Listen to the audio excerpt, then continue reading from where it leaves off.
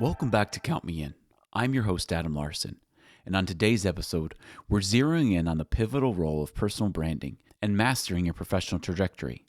It's a conversation about the nuances of public identity, self-perception, and the ever-present imposter syndrome. We're joined by two distinguished vice presidents from the renowned staffing agency, Robert Half.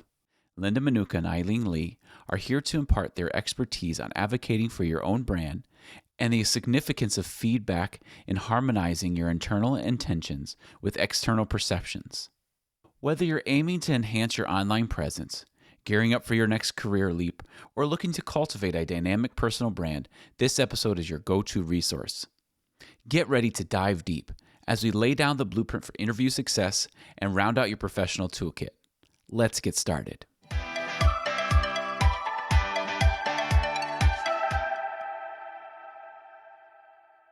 Ai Ling, Linda, thank you so much for coming on the podcast today. We're really excited to talk about just growing your skills and your experiences as people are looking for jobs. And I figured we could start off with just how do you assess your skills and your experience needs in the current job market? Because I can imagine it's constantly fluctuating. So it's not just a target that you can reach for, but it's something that's constantly moving. Yeah, no worries. It's great to be here. And Linda and I, would gladly share some of our thoughts on this. That's a pretty loaded question. For me, instinctively, there's two major categories when we talk about skills, Adam. And the first is pertaining to your profession, your industry, the desired job. And so all of that's going to be under the category of technical skills, or what some people call hard skills. And that's a bit of a process where you have assessments, you can cross-leverage your experience, your resume, your LinkedIn profile can clearly outline your skills, whether you have it, the degree of which you have it, and how you will apply it to benefit your future or current employer. I think what's more of a newer focal point, especially since the last few years, is a lot more of a focus on human skills, the soft skills, the skills that are not as tangible, but are getting more and more important in the world of communication and empathy and collaboration, especially with what we're seeing with Gen AI and what it is not. And it is not, human. And so I think that it's an interesting time that we're in. And I'm sure Linda has more to say about this, but how do we assess it? It's a lot of communication, a lot of self-awareness, a lot of trial and error. And it's a journey. Whether you have something today doesn't mean that you can't continue growing it. And what tomorrow brings is a little bit unknown. So I think people today, looking at their career, looking at their skill sets, continue to think of it as, what tools are you bringing along your journey of your career? What do you put in storage? What do you bring out to sharpen? And you continuously interchange it as you need to. So I think being flexible and being versatile is also really important in the assessment of your skills. So that was a bit of a long-winded way of starting this conversation. But Linda, I'm sure you have a few other things you'd like to add. Yeah, thanks, Ai Ling. And thanks, Adam, for having us today. To echo some of the pieces that Ai Ling just highlighted, I think beyond the soft and hard skills and kind of how you categorize them, I do think the most important call out here is about how you stay updated in terms of what's important, what you put in storage, what you take out and resharpen. For today, I think for finance, again, when you think about those hard skills that Ai Ling just highlighted, it could be experiences with major ERPs, such as I think of an Oracle or SAP, but also having that foresight and kind of identifying what is really going to be required and sought after tomorrow is an important part of this equation. The buzz that we're hearing a lot right now is all around AI. So staying on top of kind of these trends and how you can start building these tools and skill sets around them within your space then becomes very, very important from an assessment standpoint. Now, the $1 million question here is really how you stay updated, how you define really what you're going to keep and what you're going to kind of take away. And I think twofold for me here, following influential figures within these domains on platforms such as LinkedIn or whatever platform, again, that they play a big part in can be very, very helpful, as well as joining professional associations or networking events centered around these topics are more crucial today than ever. So it's really all about creating that Rolodex of experts and thought leaderships, so you are up to date with the latest and greatest from a skill set perspective as you are thinking about what you want to focus on moving forward. So as you're putting things in your tool chest and assessing your skills and what to put away, what to bring forward and sharpen, as you're doing all of those things, how often should you be updating things like LinkedIn or your resume? Do you do it weekly, monthly, daily? Like how often should those things be happening as you're going through this process you guys just talked about? I think it's a little bit more of an intuition. If something changes in your life, you might want to note that down, but also you might want to schedule, a recurring time in your life where you look at your skill sets and just see if there's anything you'd change. Even your perspective looking back is always going to be a little different. And so, as changes happen, if you get a new certification or if you get promoted or if your company has gone through a, company-wide systems upgrade, I think it's just whatever it takes for you to remind yourself that you should be proactively working on your skills and resume and CV and LinkedIn profile as a way of reflecting current reality. So my guidance would be just don't leave it too long. Don't say the last time I looked at my resume was when I first started this role 6 years ago. And I think just breaking the myth that you only need a resume when you're looking for a job. And, I think it's the same myth that people are starting to see being broken with annual reviews. And rather than checking in with your manager one time a year to see if you're doing a good job, reviews and sort of check-ins are becoming more occurring, more real time. So, if I had to give a number, maybe twice a year, once a year minimum would be a good time, I think, to reflect and say, is this what is true? Does this give a good reflection of who I am? Especially as LinkedIn is not your resume. LinkedIn is a private, LinkedIn is a public domain. People can see in real time what you're doing. And so, that gives you a little bit more of a consideration of keeping that up to date versus your resume, which you might not be publicly putting on display. Yeah. I have a calendar invite to myself once a quarter that I send to myself, and it's called just a self-evaluation meeting. I do it myself.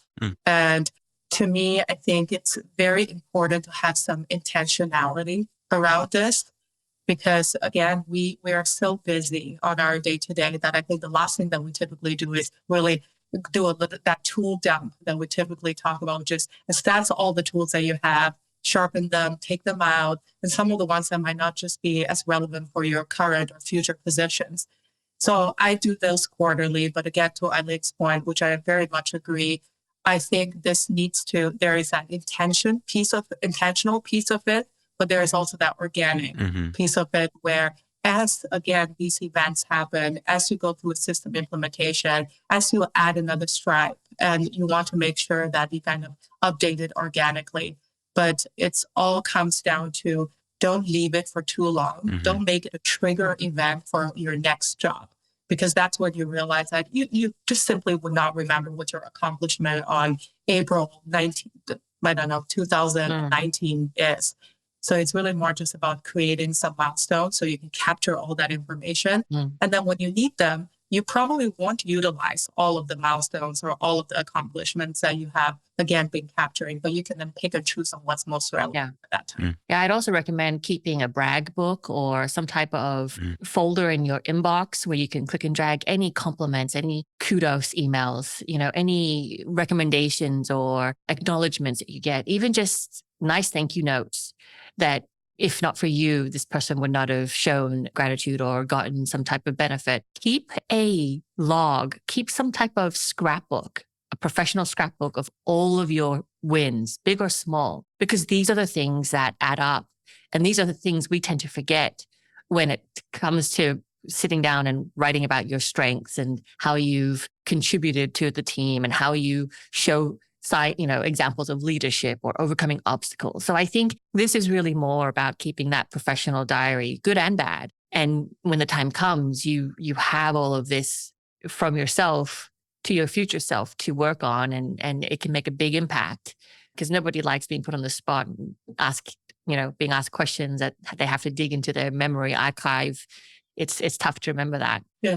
I really like that idea, this idea of a brag book of quarterly meetings, of reminding yourself, as an example for myself, this podcast started in 2019, but it wasn't until 2022 or 2021 that I actually put it on my LinkedIn profile. I didn't realize that I hadn't updated anything in years. And it was like one of those things where somebody's like, hey, how come I don't see the podcast on your profile? And I was like, oh. And so that's when I started this. I think I do it. I don't have like an actual scheduled meeting, but every 6 months or so, I take a look at things and try to update them. But it's one of those things where if you're not thinking about it, you can go years without even updating things. And then when a job does come, you realize it's going to take so much longer to update resume, update all your profiles to even be current to what you're currently working on. So I love this. Yeah. I love this idea of that constant feedback of yourself, because we get so lost in our jobs that we forget that we're people and that we need to review what we're doing ourselves. Yeah.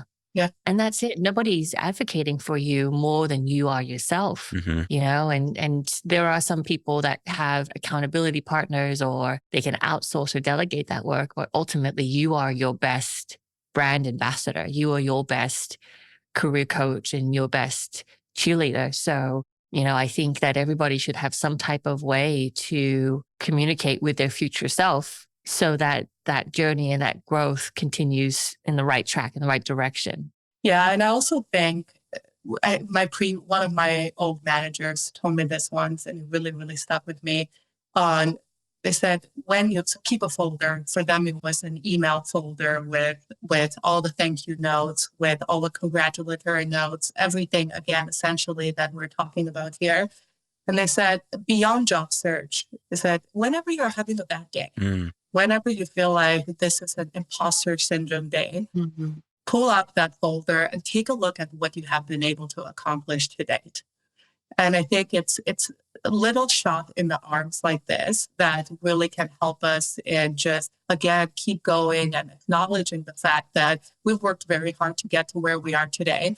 And it's every little piece of brick that we're putting forward can help us to go further and make this building that much taller. So to me, it's kind of, again, leveraging it and making it kind of a piece of the fabrics of your day-to-day that really makes this a powerful tool beyond just updating your LinkedIn profile. Mm-hmm. So you guys have mentioned like your personal brand, and that's something that people talk about a lot when it comes to building your profile online. And a lot of times what stops people from creating a good personal brand is things like imposter syndrome, things that, you're like, oh, I'm not good enough, or what do I really have to offer? So I guess my question is twofold. Like, what do you guys feel? What are your feelings about things like building or showcasing your personal brand? But then also, how does one overcome that imposter syndrome? Because it is something that probably everybody struggles with and doesn't even realize it. I think, okay, so let's break down personal brand a little bit in terms of why it matters to us and why we should be talking about it more frequently. Many of us have kind of a specific idea of certain brands within their domain when we think about it. So if I say, think of a luxury clothing brand, or think of a soft drink, what brand comes to mind to you? And that's really the power of branding in general. And on the personal front, when people think about you, what do you want them to think about? So imposter syndrome aside, your personal brand really should be your reputation. Again, back to the brick analogy, the pieces that you are putting together that can help and shape, and a good reputation can really make things easier, and the bad one can make things a lot more difficult as you are, again, framing your next step, whatever it may be. So I think it's when it comes to, again, overcoming that imposter syndrome, I think a lot of that is internal for you. So, and that's actually one of the challenge when it comes to building our personal brand is when, as much as we're in control of creating some pieces about it, we know too much about ourselves to really be objective around what we are good at. So the most powerful strategy, in my opinion, when it comes to overcoming these pieces and really kind of fine-tuning and finessing your brand is lean into your colleagues, lean into your friends, lean into someone that's worked with you in the past who can tell you what you are good at that you potentially may not recognize as well. And moreover, they can also help you to spread the word on what these strengths could be to help you in further solidifying that personal brand externally. And I think that's very, very important, regardless of where you are in your job search journey or where you are in your professional journey. I think big picture, everyone has a brand, Mm. whether they've decided they've got one or not. Mm. Everyone has a brand. It's all about the perception of what people think of you when you're not even in the room, right? Every business has a brand, whether they've purposely spent billions of dollars curating that brand, or they've just fallen into it because of that's naturally just become how people perceive them from their services or their product. So you walking into a room, your colleagues, your peers, your friends and family all have a perception of your brand. And I think when you think about your career and you think, this is where I want to go, this is what I want from my next role, from my current role, your brand is going to be extremely important in terms of whether or not you're getting what you want, or you're getting roadblocks, or you're getting obstacles that you don't understand. Why am I not getting that promotion? Why didn't I get the job? Right? Why am I not getting called up for these projects that I want? And so I think when people think about branding for the first time and they ask themselves the question, what do I want to be known as? How do I want to be described as by people?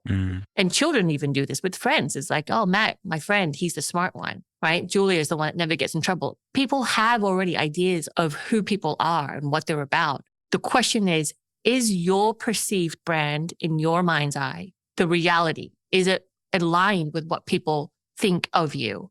So if you see yourself as a fantastic leader, a diligent worker, it's great if that's what you want your brand to be, but it really isn't the point. The point is it what other people external to you think of it? And is that what you want them to do? So I think it's making the connection of saying, I want people to see me as confident, ethical, team worker, innovative. And the question is, how do we put that brand out there? How do you align your intention with reality where your network is agreeing with you? Because I think we just see a lot of disconnection of what people think they come across as versus what they are coming across as. I think imposter syndrome is where you think less of yourself than what people actually say. If I say Linda's charismatic, she's confident, she's a hustler, she's fantastic, and Linda's not getting alignment with what her colleagues and peers are seeing. And she has, so people tend to think differently about themselves, whether it's an inflated or a deflated view. And this constant exercise of getting feedback from neutral, credible sources, asking your peer group, asking people in your network that you trust, what do you consider my strengths? What do you consider my weaknesses or areas of opportunities of growth? How would you describe me in one word? Send a quick text to your friends and say, hey, describe me in one word. What do they say? And I think that exercise is just about this constant growth and self-realization journey that we're on. And always you'll get surprised by what someone says about you that you never really thought of yourself. And that would be an action for me. I'd say after this podcast, you should all go do, everyone should go do, text 5 people in your family and ask them, give you one word that describes me best. Right. And it's just that branding. That's part of your personal branding journey. That's just the self-understanding that what we think of ourselves is never always an accurate perception, because we have bias, we have fears, we have insecurities that come from a whole heap of sources that are not always reflective of how we are in our job or how we are as a friend. So it's a complex, but also, really interesting topic, because this never used to be part of a career conversation. This is still all very new in many instances where people are bringing their whole selves to the work.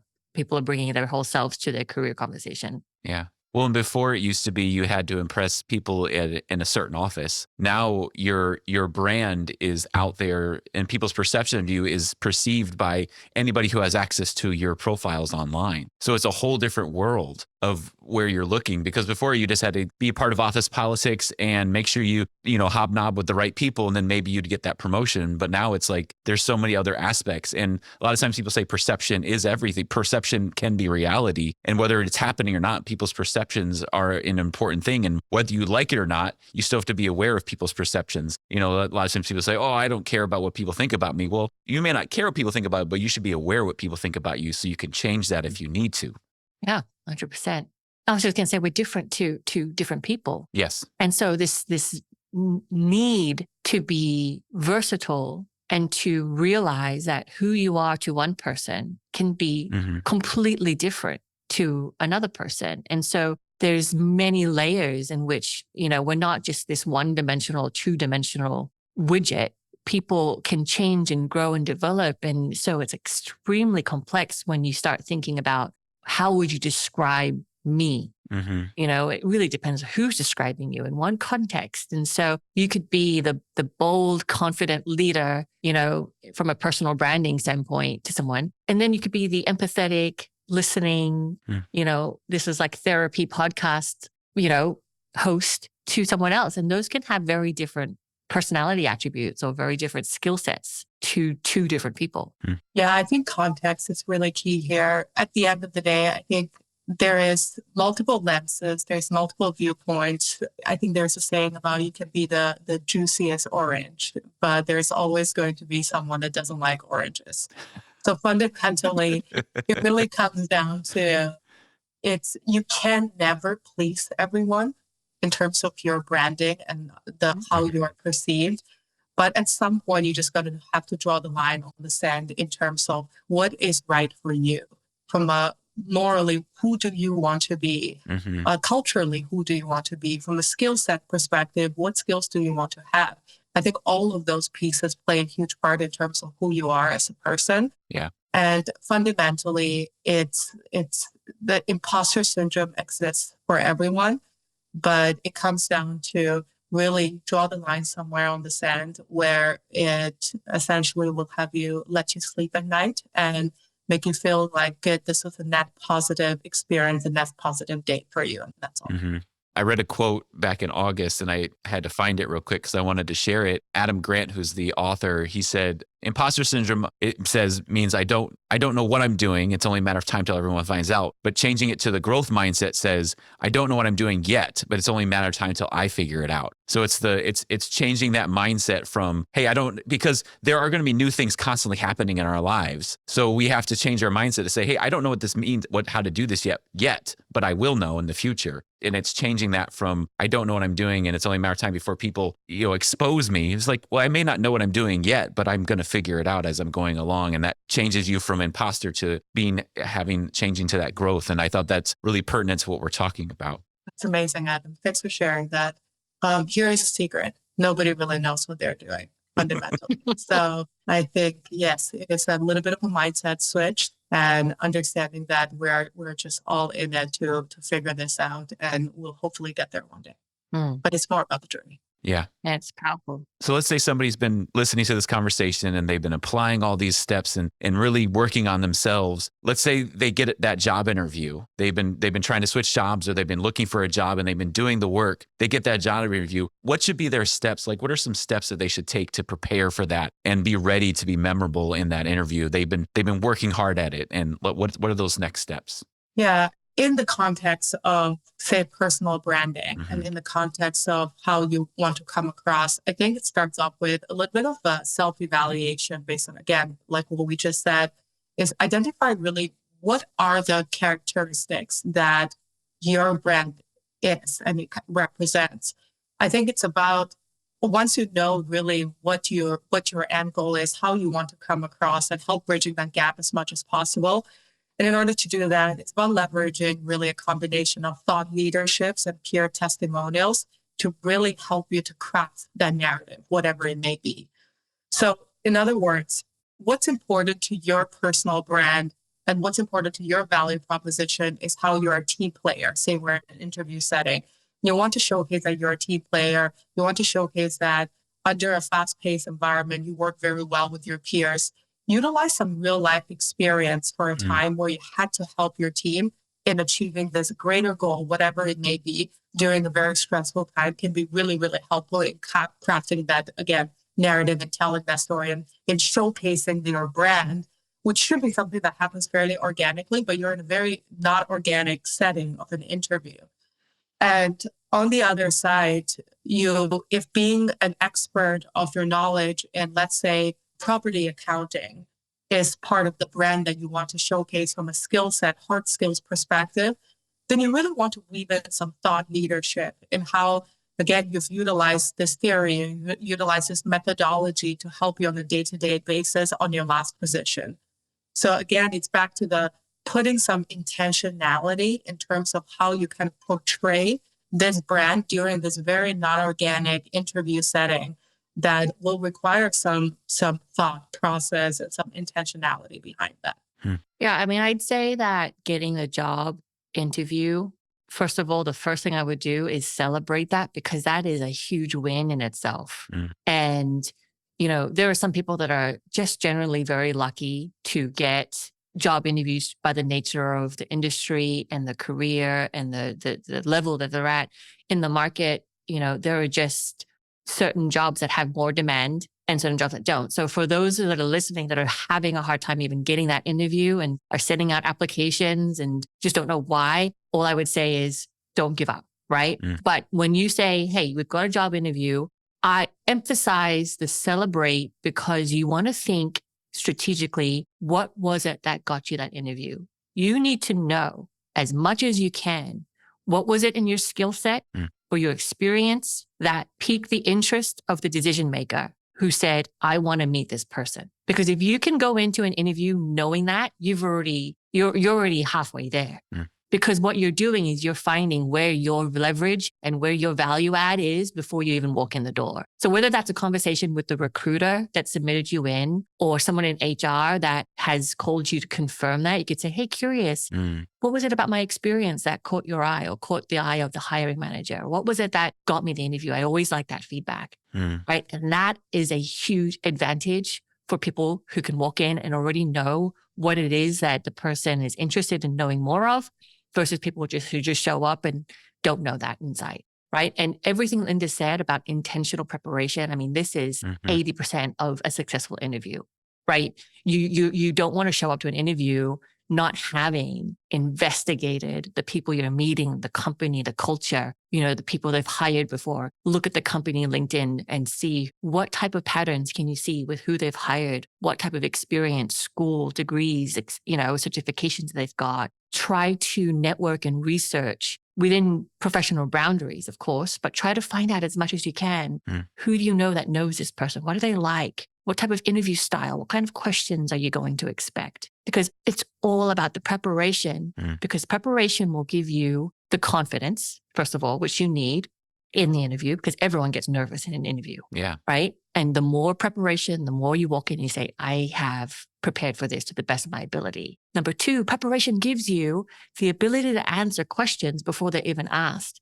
And so then you can start the conversation at the midpoint. Right? You can go further in a conversation than somebody that hasn't, because you can walk in and you can already offer up questions and answers in the first 5 to 10 minutes. And that gives you the precious time that other people are spending answering basic questions. That gives you that extra time to network and build rapport and to talk about things beyond the interview. And so it's like a head start. It's like starting a 200-meter race at the 150-meter mark.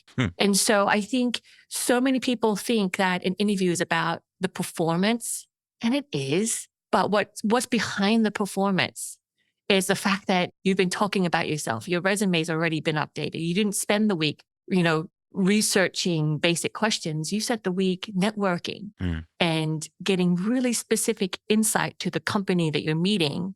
And you're showing up with very tailored, targeted, intentional answers, not generic ones that you think work across all of the board, all across the board. And that, I think, is a difference between, absolutely crushing the work to do the best that you can for an interview and somebody who's just generally, I know how to interview.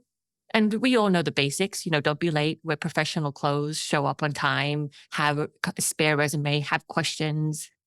Be prepared for the strengths and weaknesses. Like, this is all stuff that we learn somewhere along the way. But I think in this day and age, if you want to stand out, the competition is fierce. And if they're interviewing 5 people and you're one, you want to be the one person, the only one that stands out because of the things that you've done that the other 4 haven't.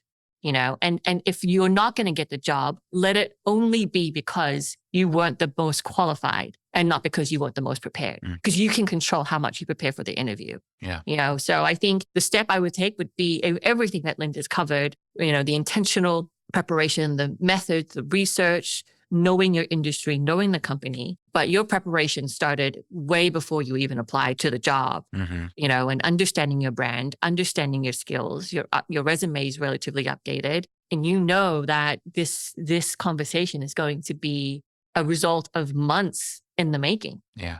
So I think it's just a skill set that people inherently should always have, the ability to talk about myself, the ability to learn about someone else. It's a professional networking experience where you are being scrutinized for a job, but it's also networking. You're also, connecting and building your network and understanding, what are you looking for? Do I have what you're looking for? And how can I offer that to you? And in a setting that's limited in time and scope, Yeah, I think to piggyback on that, the challenge, I think, with the interview process in general is that I don't think anybody's really born with the skill set of being able to interview well or being able to really talk about themselves in a very succinct manner. I truly, truly believe this is one of those practice makes perfect scenarios where the more you talk about yourself, the more you interview, the better you're going to be at it. But I absolutely love everything you said about celebrating the fact that you got an interview to begin with. That means that on paper, again, all things equal, say this is just a standard application, they certainly believe that you have the skill sets to be successful and to be a value add for the company. Yeah. And that to me is worth celebrating. And once you show up, that exercise is really just more about how you differentiate yourselves from everybody else that they're meeting, because they also believe they could do the job. Yeah. And I think that the key here that you said that I personally will take away, because I truly believe in it as well, is specificity around your preparation. You can have very, very generic preparation in terms of what is your biggest strength, what is your biggest weakness. But again, professional interviewers have seen it all. So it's really more just about how you stay more specific within it, that's aligned to the position, that's aligned to the company culture. Moreover, go a step further and make it aligned to the person that you're talking to. And I think all of those, again, unfortunately don't come organically. They require a little bit of pre-work, a lot of pre-work in some cases. I'll add, one more thing here on this is there's just three big questions you have to think about, right? The three big questions are, do you have the skills to do this job? That's number one, right? And so you have to attack that first. How can I showcase the skills that show my ability to do this job? Number two is, do you have the personality, and is the culture match going to be a good fit? And so these are not one-sided questions. These are for both parties to consider, because you don't want to work for a company whose culture doesn't fit your style, right? And so how will you showcase that in the interview? What will you bring to the conversation to answer those two questions? I can do this job, and my personality aligns with your culture, whether the culture is fast-paced, dynamic, competitive, hustle culture, or is it a bit more traditional, low-key, even-keeled, family, like whatever the brand is of the company, how does it align with your skills? But the third question is all about your willingness and motivation. Because you can do the job, you might have the great personality that aligns with the culture, but if you don't have the motivation, you don't want it. If you're not coming to the interview saying, this is what I want, this is what I'm going to do, that drive, then people are going to be questioning your motivation. And she seems perfect, right? He seems like the right fit, but he didn't seem that excited. So these are the three major buckets when in any interview, any good interviewer or any experienced hiring manager is going to be looking for those three things, right? And if you can cover that in the first 5 minutes, again, you have more of an ability to control the interview. And I think the traditional interview is that the candidate shows up and has no power, and the interviewer has all the power. And your job as the candidate is to just answer the questions. But I don't agree with that. And I think with Linda and I, we've coached thousands of candidates in interviews in our career. And so much of it is that the candidate has a lot of ability to influence the direction of the interview based off of your preparation, based off of your level of experience and confidence, and even just showing up to the interview saying, I can do this job, right? This is my personality, and it seems that it aligns with your culture of ethics and culture, the way that it seems to be at your company. And this is the dream. This is what I'm motivated to do. This is how I show how excited I am, how enthusiastic I am.